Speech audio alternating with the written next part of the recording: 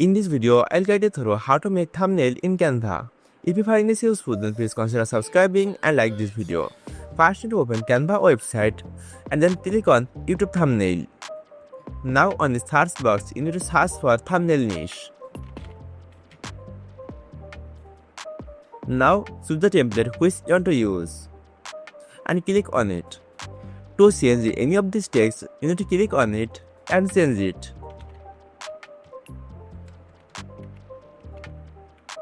You can change pretty much everything in this template.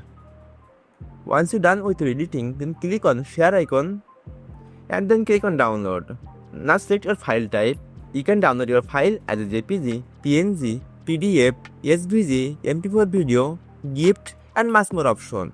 Now you can also decrease and increase the size of your YouTube thumbnail, and you can also change the quality of your image. Once you're done, then click on download button. By following this easy tutorial, you can easily make thumbnail in Canva.